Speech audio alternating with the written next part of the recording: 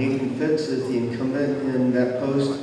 Mr. Bevins is unavailable tonight, and so we'll continue with the same format with an opening statement with 2 minutes, and then we'll have a series of questions. We're going to limit you to 2 minutes to answer each of those questions and then a closing statement. Okay, and by the way, thank you for reworking this. My printer wasn't working, and when I had my opening statement, it was 12 minutes. I had a lot to say, so I had to cut it down. So I'll let somebody read it in like 12 minutes. You got 2 minutes. So. Yeah, you only have 2 minutes. All right, so if you'll begin with your opening statement. Good evening. I am Nathan Fitz, and I'm currently one of your city council members. I'm on post 5, and I am on my 4th year, which is just my first term. I am a 4th generation native of Blue Ridge, and proud to call Blue Ridge my home. I have 2 adult sons now, it seems weird to say, Logan and Grant, that are twins. They just turned 23 yesterday, and they're back living here, working in Blue Ridge after college. Even though they said they would be back someday, just as I did, they're even surprised at how quick and, more importantly, how much they're loved living here. You know, it wasn't that many years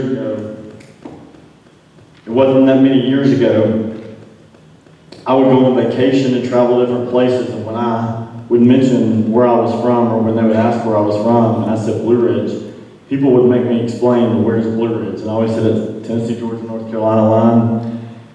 It's funny because not many years later I mentioned Blue Ridge, and everybody knows where Blue Ridge is, and I can be halfway across the world, and people hear the name Blue Ridge, and they're like, "You're from Blue Ridge?" So it's amazing how far this town has came.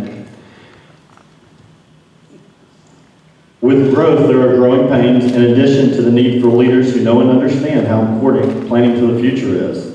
There have been talks and efforts to move forward with a comprehensive master plan over the last 4 years, with obstacles thrown up in many ways. A repeat of history over the last 12 years. With such growth and popularity, we have got to come up with a sustainable growth plan and implement it. Not only do we have to implement it, we have to follow it. That means no more zoning, no more giving favors here and there, looking for favors in return, and no more inconsistencies that result in issues that create problems that divide our community. When systems are set in place, everyone needs to follow them in order to achieve our overall goal. In my opinion, this is one of the most urgent needs of the current city council. I was one of the council members who fought for reducing the building heights and getting them to 35 feet, which just recently happened. Yes, sir, your time's up for your opening statement. Thank you.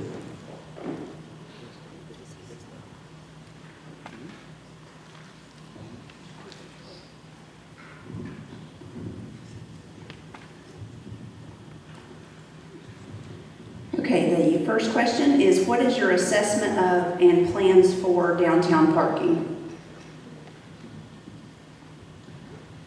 So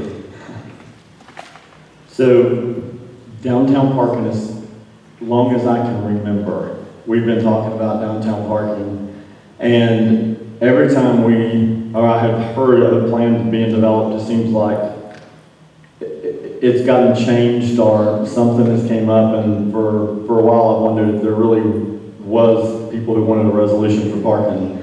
I know the downtown businesses do. There's a lot that's been surrounding the downtown parking over the last couple of years. The city had went to move forward with acquiring a parking lot downtown, and we had the city attorney to start doing a contract, and unfortunately it got bought out from under us. So we kind of lost that opportunity.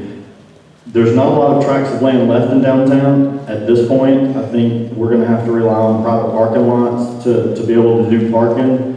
I know that it's impeding on a lot of the residential properties, which the residents don't like. You know, I think last council, they had the opportunity to buy a piece of property for half the price it was this year, and there was obstacles thrown up in the way with them, and I feel like Blue Ridge has lost a lot of good opportunities that they could have already secured the parking. I think the city of Blue Ridge should take over their own parking and put the money back into our own community.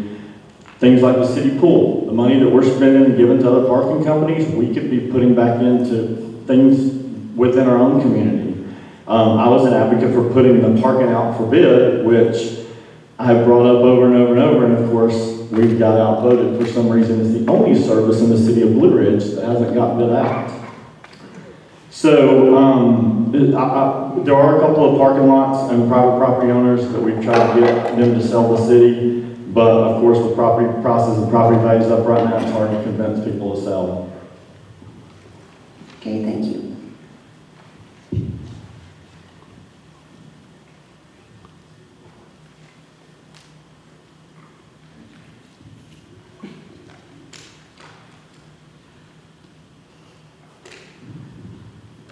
So the next question is, what are your goals regarding parks and recreation? So when I was first elected to council 4 years ago, was when Ken Gaddis was on council with us. Ken and I had taken on the project to have the city pool, which is over by the fairgrounds, the pool refurbished. We were going to try to do a splash pad over there. So, of course, anything in government takes quite some time to get done. So we got estimates, went through the whole process, and we found out that what it was going to cost to just redo the city pool, because it was so antiquated, that we could just tear it out and totally redo it cheaper. So not long after that, we had COVID come the following year, and because we only brought in about $20,000 in revenue on the pool, the council just couldn't justify spending $300,000 on a brand new pool that probably couldn't be opened with COVID for $20,000 of the revenue, even though it would be great for the kids to have. So I know Mr. Painter has came up with, this aquatic center that he's wanting to do with the county, which I'm all in favor for if the county was in favor for it. But from what I understand, the county is wanting to do their own thing, and I think the city of Blue Ridge, at this point, which we just voted to do at the last meeting, is to make necessary repairs on the city pool and to get it reopened hopefully this next year.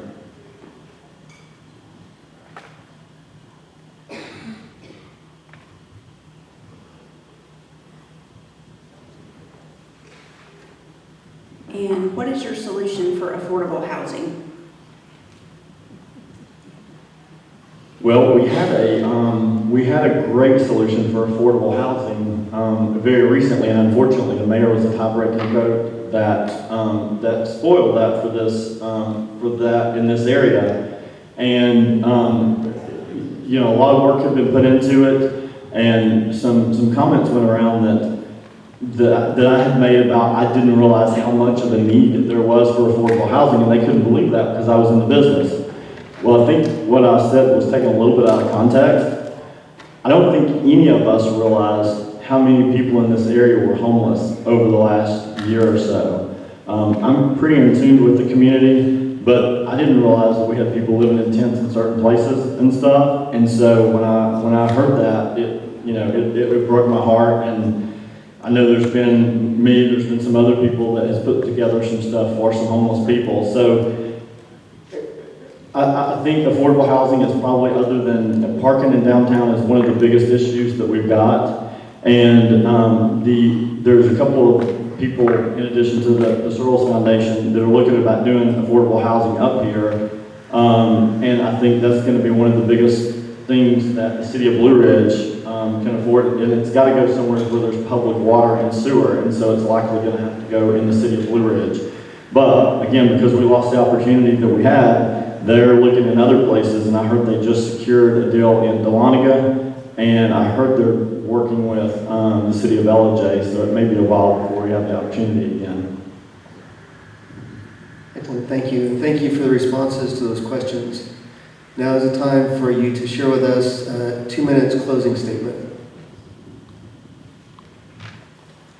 So when I was elected to council 4 years ago, quite honestly, I had no idea what I was getting myself into.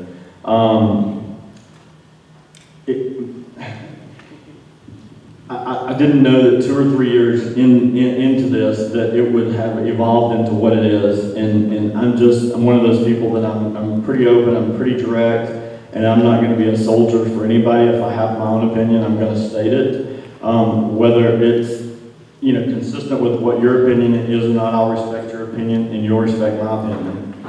For the most part, several of the council members, it has been that way, but there's been a real divide of the council over the last 12 years, but specifically I know about 4 years because I've been in office. And I think at this point that we've got to just have some unity, not only unity on the council, but we've got to have unity between the county and the city. The county and the city have not had a great working relationship over the last many years.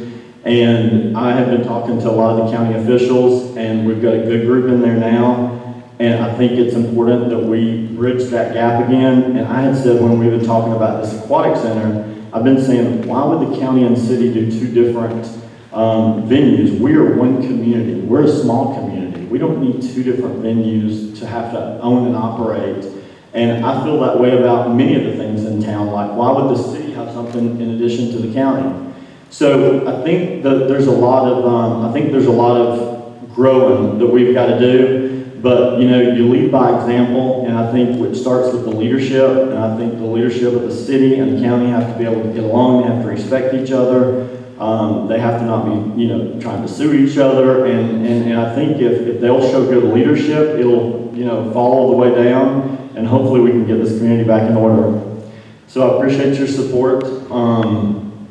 And I hope you vote for me. Good, thank you.